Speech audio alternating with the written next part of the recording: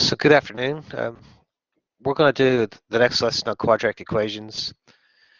In this assignment, we're going to explore quadratic equations, but this time we're going to be working with complex numbers. And also, we're going to introduce what's called the quadratic formula to solve quadratic equations. So remember, when working with real numbers, we broke them down into two categories: rational numbers and irrational numbers. So we're going to start hitting a little bit more with irrational numbers now. With factoring stuff, our solutions were rational numbers, but solutions can also be more complicated, involving what we call the radical symbol. So the radical symbol is kind of this check mark looking thing here. This, if I can trace it, this guy right here is what's called the radical symbol. Of course, here it's actually the square root symbol. So that actually stands for the square root symbol. There used to be like a set, a little 2 here. That's why it used to be, used to be like this little index number. But over the years, it got dropped, and now the radical symbol just becomes, without an index number, becomes the square root symbol.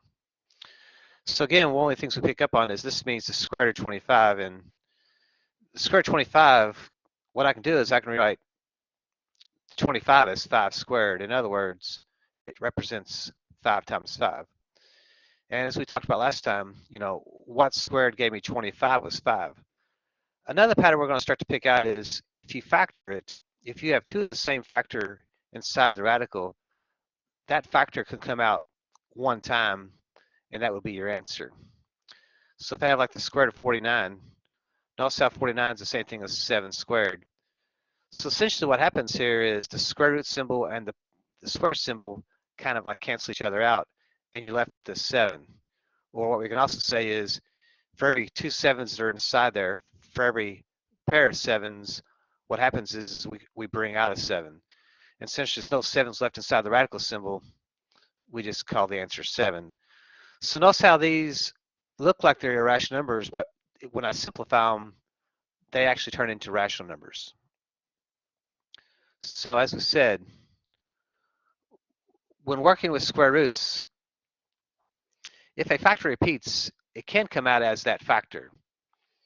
So as I said, since there are 2 5s inside, it comes out as a 5. So keep that in mind.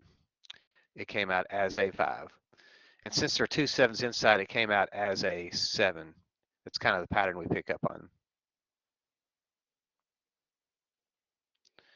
So as we move into the next part, what we want to do is start to learn how to simplify irrational numbers. So when simplifying irrational numbers, what we do is, what we're trying to do is figure out what perfect squares are inside the square root symbol. So when I look at this, simplify the square root of 54, essentially what I'm doing is trying to, in simplifying it, that doesn't mean pick up a calculator and turn into a decimal. What this means is search out these perfect squares that are part of this 54. So one of the things we can do is what we call a prime factorization. So if I want to factor 54 out, notice how 54 is even. So I could say, 2 goes to 54, and again I can type 54 divided by 2 into the calculator, and that's going to give me a 27. Now 2 doesn't go into 27, so my next prime number would be 3. 3 goes into 27 9 times. 3 would go into 9 3 times, and 3 would go into 3 1 time. Remember when I used the big T in a prime factorization, when I get that 1 on the right-hand side, the left-hand side then represents what we call the prime factorization. So 54 can actually be rewritten as a product of prime numbers, 2 times 3 times 3 times 3. Now, in simplifying square roots, what I need to do is pair them up. Since I have one pair of 3's, what that means is I'm only allowed to bring out 1 3 outside the radical. So the 3 comes out, and the 2 times 3 would be left. And what we do is just simplify from there. So the 3 is simplified.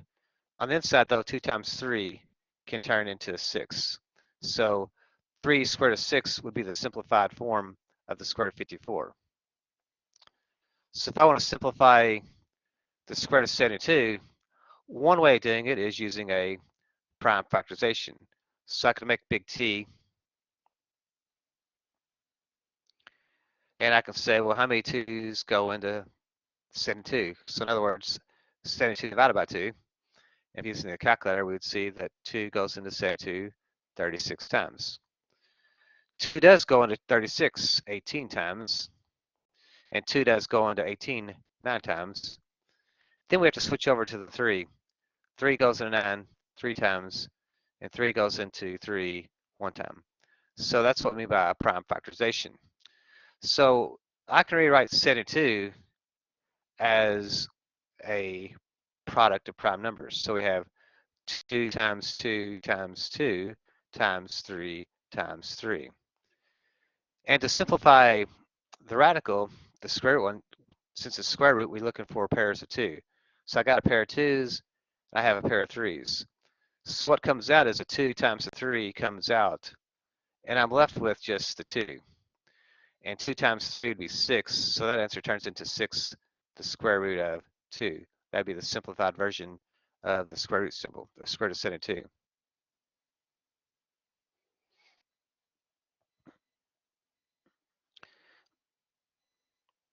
Now, another thing we can look for is just perfect squares in general.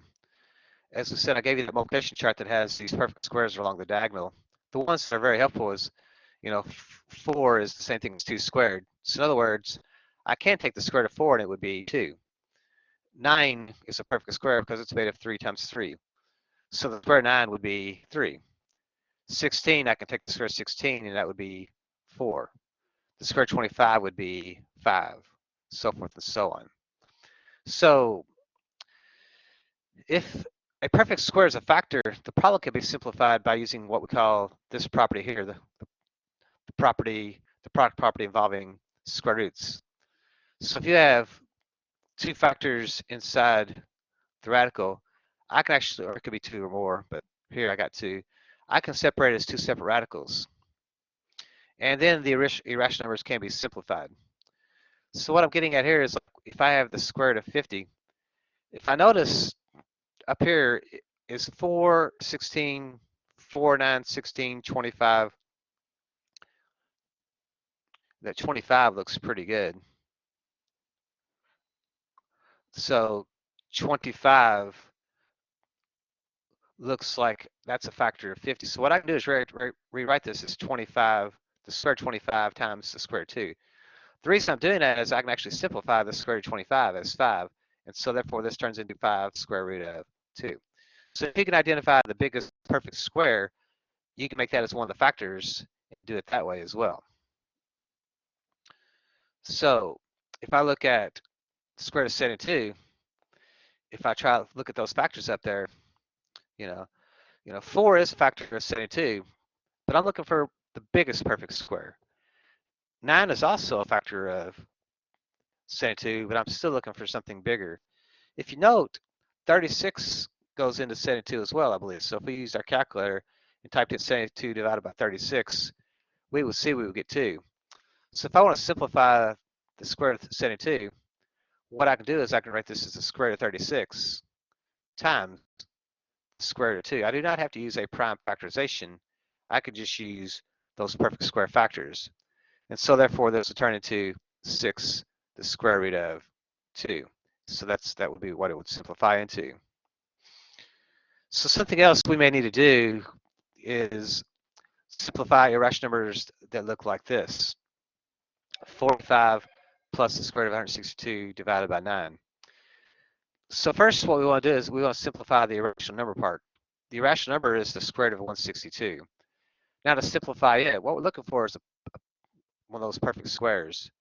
It's hard to see it, so let's maybe just kind of slow play this a little bit. And let's just take out a prime number. Because I know since 162 is even, I can at least factor out a 2. So 162 divided by 2, notice how it will go into it 81 times. Well, 81 is a perfect square. So what this means is I can write this as 45 plus And I can take the square root of 81, it's going to come out as a 9, and I'm going to be left with the 2 on the inside. And this is going to be over then the 9. So if I can simplify the square root part, and I can, since 81 is a factor of 162, I can pull the 81 out as a 9, and I'm to this point.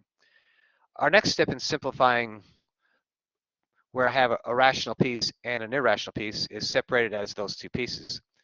So I have this 45 over 9, which is a rational piece, plus then this 9 over the square root of 2 over 9. That would be the irrational piece. And notice that 9 is a common factor of a 45 and a 9. And again, you can use your calculator and have your calculator reduce fractions as well.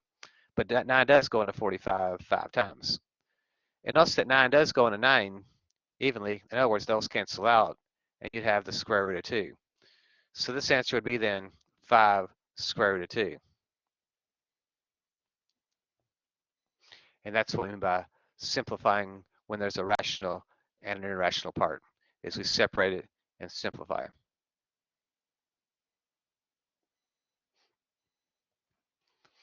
So as we move further into our lesson, we now need to talk about what we call imaginary numbers. Some numbers actually will not be real. These numbers are called imaginary numbers. The imaginary unit is the letter I, and also I squared is defined as -1. Where this comes into play is when working with something like the square root of -9. The square root of -9, well, what would that answer be? Well, remember, if we go in the other direction, what you're basically asking yourself is what squared equals -9? And what we pick up on is there is no real number here. No reals actually give me a -9, because remember, if you square a number, it always will be a positive. So how do we go about doing this? So what we do is the square root of -9 actually has a -1 in it. So I have this 9 times this -1. And what we're allowed to do is we're allowed to replace that -1 with an I squared. So now I have this 9 I squared. And so what happens is, as we said, for every 2 of the same factor, I can pull it out one time. Notice that a 9 is a 3 times a 3, and an I squared is an I times an I. So remember, for each pair, I'm allowed to bring it out one time. So I can bring out a 3, and I can bring out an I. So this turns into 3i, and we call that an imaginary number. So one thing to pick up on is if you have a square root symbol and there's a negative number inside the square root symbol, this will not be a real number answer. This is going to be an imaginary answer. So if we see a negative inside the square root symbol, what we do is we bring out an I. And then it turns into the square root of 18. So then all I got to do is focus on the 18. Can you think of any of those perfect squares up there that would go into 18 evenly? Well, 4 doesn't, but notice that 9 does. So 18 is actually the same thing as 9 times 2. So the square root of 9 actually comes out as a 3. So this becomes 3i, and that 2 is left over. It stays inside there. So the square root of 18 is actually an imaginary number. Yes, there is a square root symbol, but the I dictates that this is imaginary. If I is part of the answer, it's always considered an imaginary number, which is not a real number. Remember, a radical without the I is irrational. So if I want to simplify the square root of -125, notice how there is a negative inside the square root symbol. So the first thing we did is we pull that out as an I. Square root now is 125. Now what I'm trying to do is figure out, are there any numbers up there that 4, 9, 16, that 25, any of those go into the 125? And you should see that 25 is a factor of 125. So I don't necessarily do a prime factorization. I can just simply say, hey, 125 divided by 125 divided by 25 would be 5. So I can rewrite 125 as 25 times 5. And here, notice how we can now take the square root of 25. So that means there's a 5i on the outside, and there's a 5 left on the inside. So that turns into 5i squared root of 5, and that would be the simplified version of that. So that's called an imaginary number because of the negative inside the square root symbol, which means we have to use what's called the imaginary unit to work that out. So yeah, we get into these strange answers of imaginary numbers now. So what happens is we now get into what we call a complex number. A complex number can be any real number, it can be any imaginary number, or it can be a combination of both. So this is the most common way you're going to see a complex number. It's going to have a real number part added to an imaginary part. Now, so complex numbers becomes our biggest number system that we're going to use. It's going to involve all real numbers and all imaginary numbers.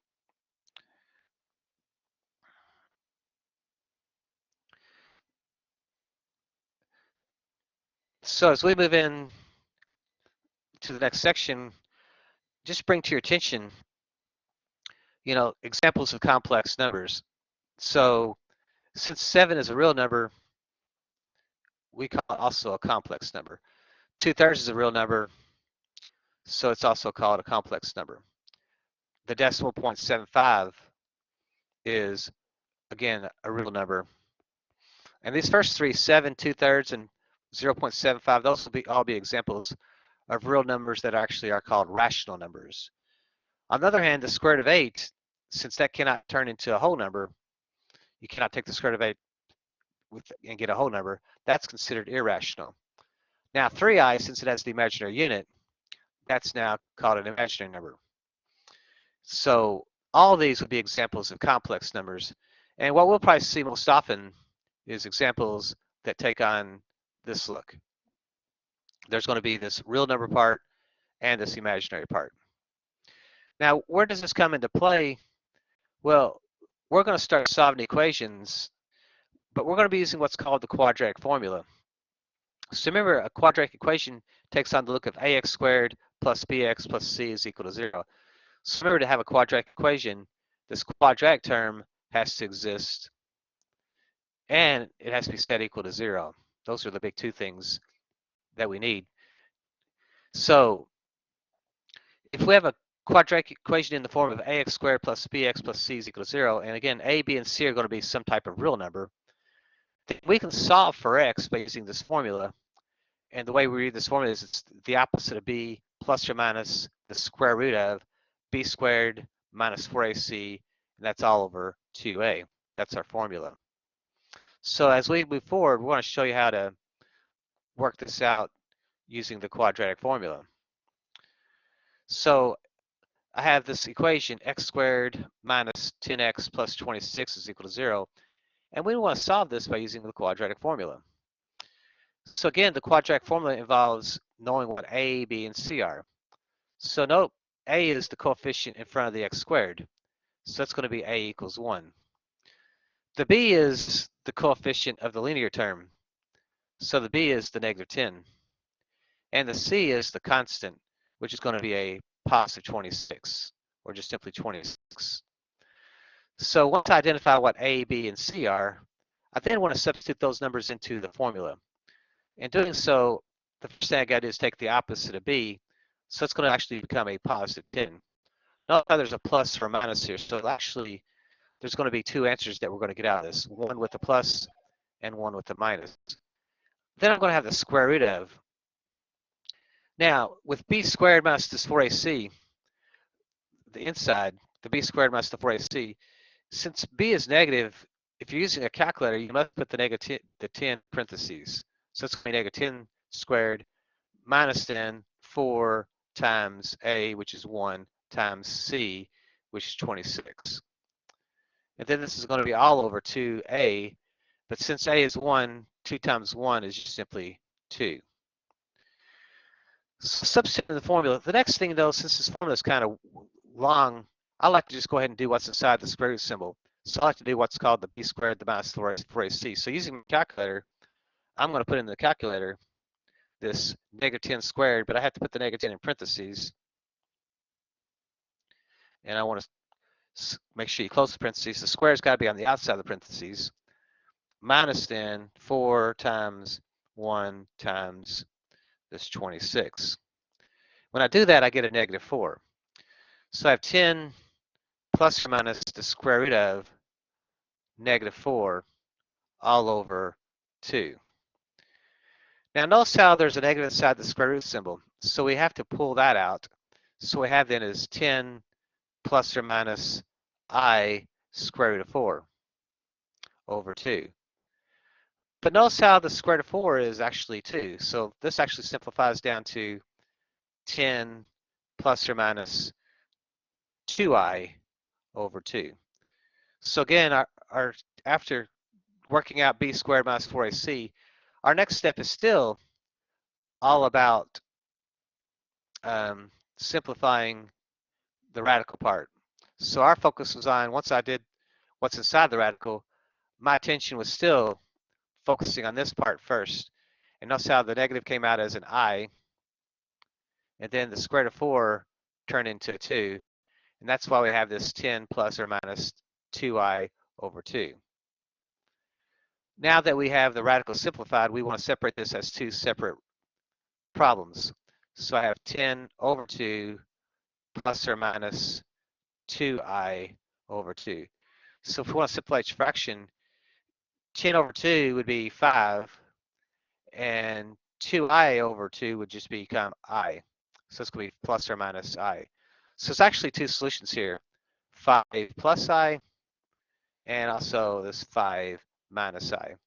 And I think in Blackboard, you'll probably have to separate those as 5 plus I and then 5 minus I. And again, order should not matter, but I believe you should have to use a comma there to separate the solutions.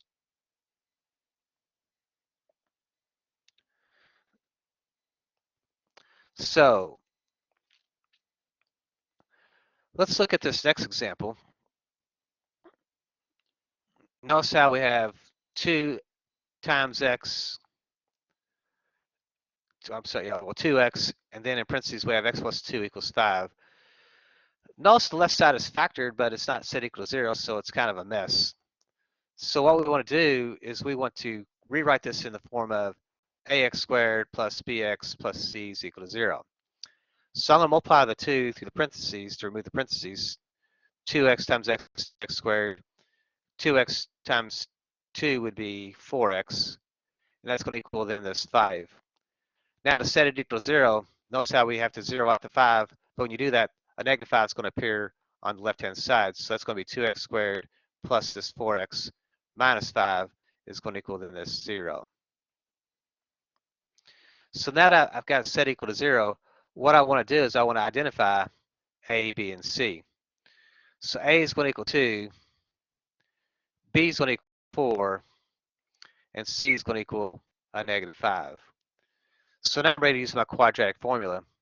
The quadratic formula says to take the opposite of a 4, which is going to be a negative 4, plus or minus the square root of, and since b is not negative, you do not have to use parentheses, so I can just say 4 squared minus then 4 times a, which is 2, times c, which is negative 5, and that's going to be all over 2 times a, and since a is 2, 2 times 2 would be 4. So my next move is to simplify what's inside the square root symbol. So I want to work on the 4 squared minus 4 times 2 minus 5. So I'm going to use a calculator for that. 4 squared minus 4 times 2 times negative 5. And I end up with then this 56.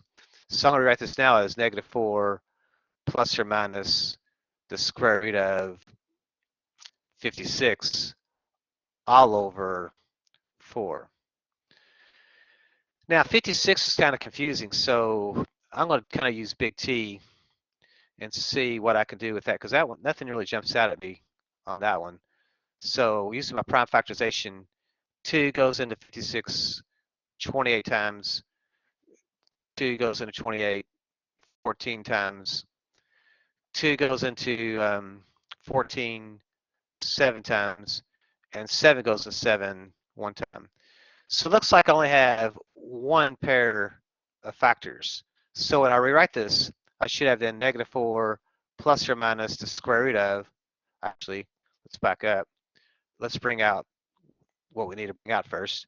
Notice how since we have two twos, that means we can bring out 1, 2. So let's see if I can do that. So a pair of twos comes out as a single 2. So I have a 2 on the outside of the radical. And then we just go and put the 2 times 7 back together, and that would be 14. So really what we had was just 4 times 14, and the square root of 4 became a 2. So I've simplified the radical.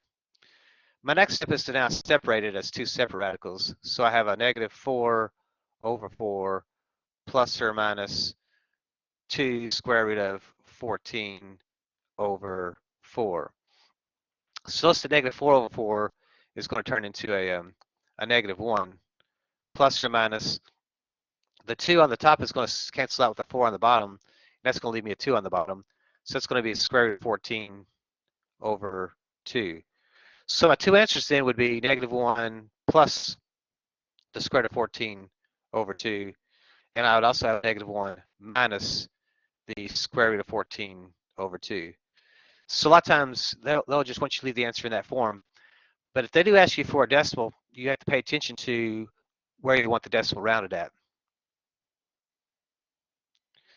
So if we look at this next equation, I have this 8x squared minus 4x plus 3.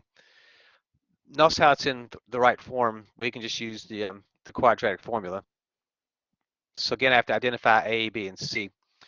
So A is going to equal 8, B is going to equal negative 4, and C is going to equal 3.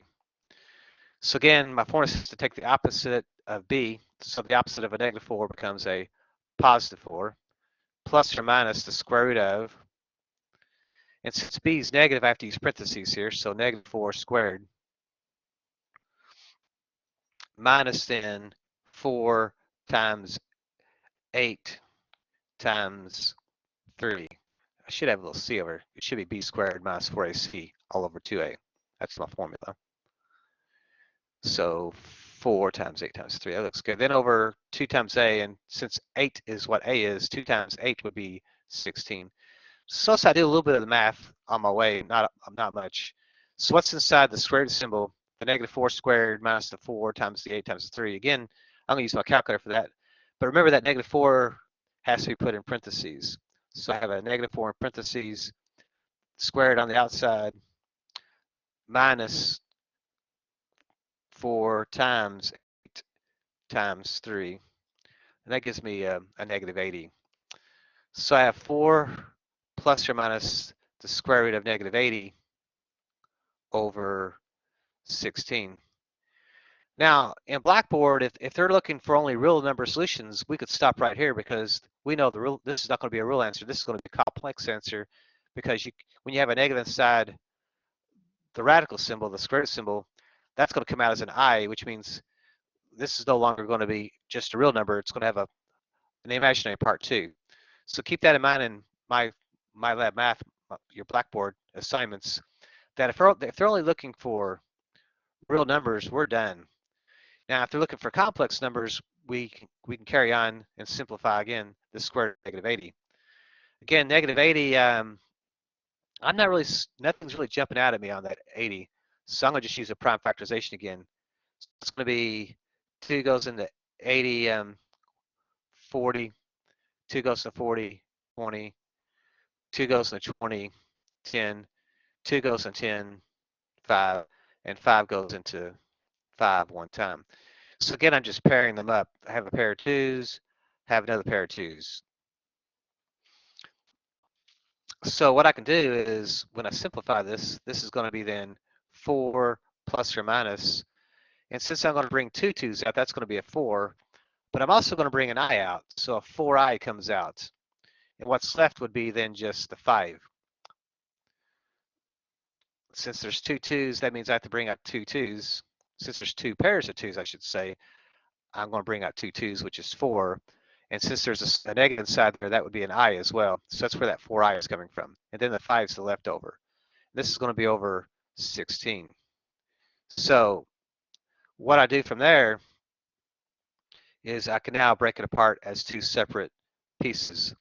The real number part is going to be 4 over 16 plus or minus the imaginary part, which is just 4i square root of 5 over 16.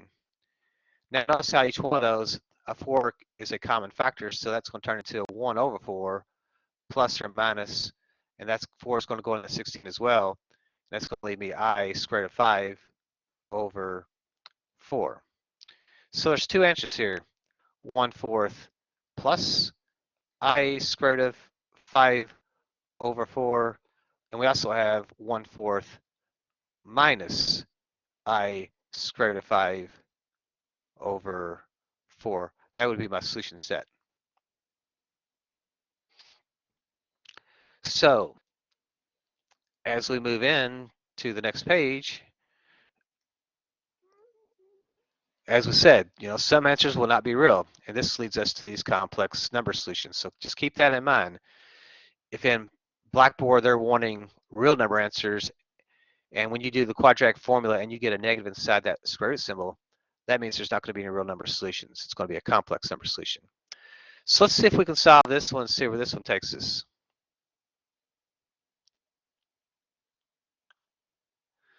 So in doing this, we see that we have x squared plus 3x plus 4 is equal to 0. Luckily, it's all in the form that we want. We don't have to move anything around. It's set equal to 0. So all we got to do is identify what a is. So a is 1, b is the 3, and the c is the 4. So a is the coefficient of the quadratic term, b is the coefficient of the linear term, and c is the constant. So using my formula, it says to take the opposite of b, so that means I have a negative 3 to start with, plus or minus the square root of, and since b is positive, I don't need parentheses, so 3 squared minus 4 times a, which is 1, times c, which is 4, all over 2 times a, or 2 times 1 would be 2. So again, let's just go ahead and let the calculator do the b squared minus the 4ac part, what's inside the square root symbol. So I have 3 squared minus 4 times 1 times 4, and I get a negative 7. So negative 3 plus or minus the square root of negative 7 all over 2.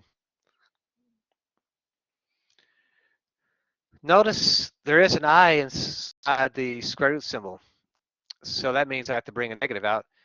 And there, 7 is a prime number, and since there's only one 7, it's not going to come out. It's going to stay inside there. So there's nothing to bring outside of the radical symbol. So what I have is a negative 3 plus or minus the negative does, but the 7 stays put.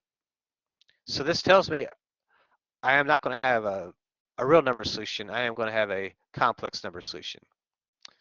So then all I got to do is separate it as negative 3 plus or minus, I'm sorry, negative 3 over 2 plus or minus, that looks horrible. Cannot write over my numbers very well here.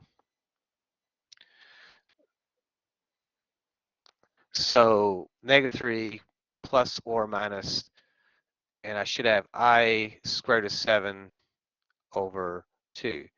So what we do now is look for any reducing, and I don't see any common factors in the top and bottom, so we just leave it as in negative 3 has plus I squared root of 7 over 2, and negative 3 halves minus I squared root of 7 over 2. That would be your two solutions. So again, if I want to solve over the complex number system, we notice that the form has to be in this form a plus bi a lot of times. And that's what we've been seeing, is this form a plus bi. So let's do one more. Let's see where this one takes us. So again, we're trying to identify what a, b, and c are, so I can use the quadratic formula. A is going to equal 2, b is going to equal negative 9, and c is equal to 10. So again, using the quadratic formula, I got to take the opposite of negative 9, which is going to be a 9, plus or minus the square root of. But since b is negative, I have to use parentheses here if I'm using the calculator. So negative 9 squared minus 4 times 2 times 10 all over 2a, or 2 times 2, which would be 4. So again, what we need to do is simplify what's inside the square root symbol. So using my calculator, I got to use parentheses.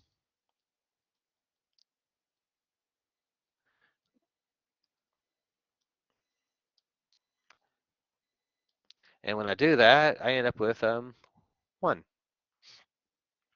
So I have 9 plus or minus the square root of 1 over 4.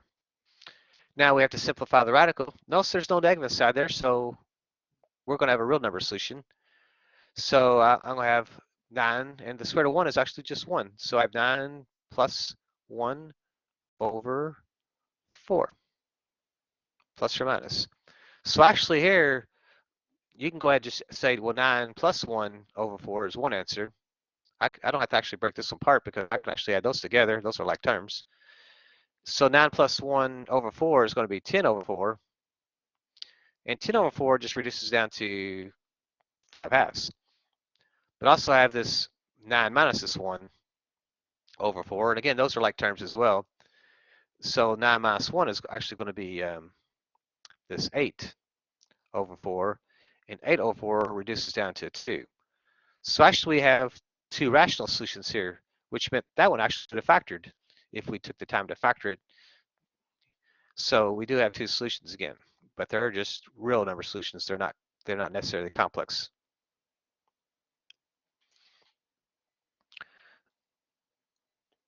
So remember, if the negative is inside the radical symbol, all we do is bring it out as an I. And then what's inside becomes a positive number. That's what we got kind of been picking up on here. So as I move into this problem, 7t squared minus t plus 3, we're actually solving for t this time, but it's still the quadratic formula. So a has to equal 7. B is actually a negative 1, and C is a 3. So we got to take the opposite of a negative 1, which is a positive 1. 1 plus or minus the square root of.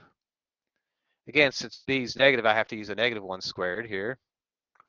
Minus 4 times 7 times 3 all over 2 times 7, which is 14.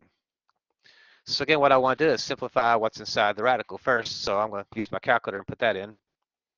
So negative 1 squared minus 4 times 7 times 3.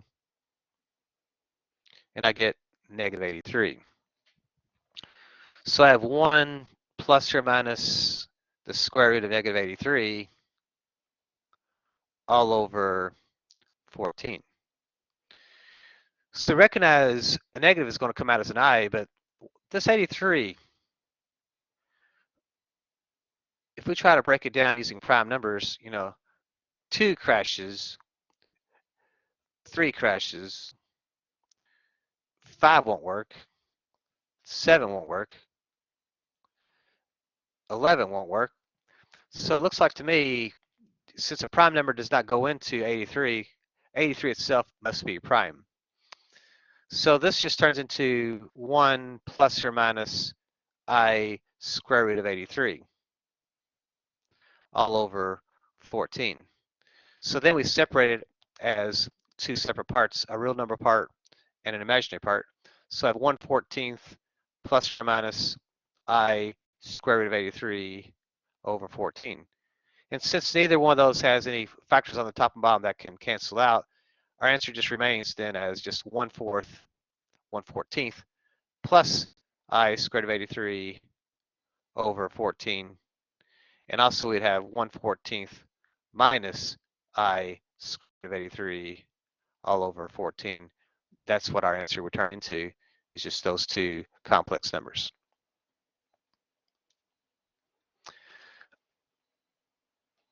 So if I look at this problem here, we have x squared plus x plus 7. So again, this doesn't look all that intimidating. There's not really a whole lot of anything there. So let's see what happens here. So A has to equal 1, B's got to equal 1, and C's got to equal 7. So using the quadratic formula, the opposite of B is going to be a negative 1, plus or minus the square root of. And since B is not negative, we just say 1 squared minus 4 times 1 times 7, all over 2 times A, or 2 times 1 is 2. So if I do what's inside the square root symbol, so I have this 1 squared minus 4 times 1 times 7, and that gives me a negative 27. So negative 1 plus or minus the square root of negative 27 all over 2. Again, 20. Actually, what I'm seeing here is I can bring out negative as an I to start with. So I have this negative 1 plus or minus this I squared to 27 over 2. But 27, what I see is 27 is a 9 times a 3. So that factor pair is good because I can actually take the square root of 9. So this actually turns into then negative 1 plus or minus 3i, and a 3 is left inside there. Since that 9 comes out as a 3, then that 3 is left over. So the 3 would stay inside there, and this is all over then 2.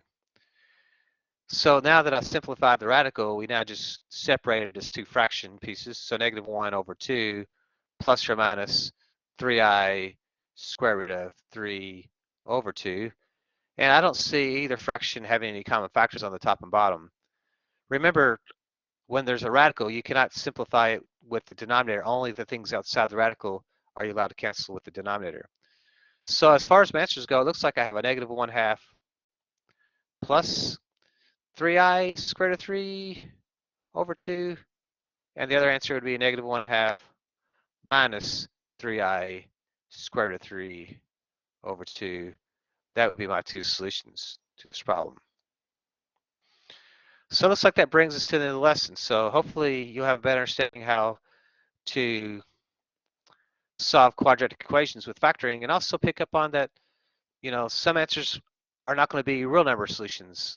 They're going to actually be what we call imaginary or complex number solutions because of that negative being inside the square root symbol. So I'll stop there, and y'all have a good day.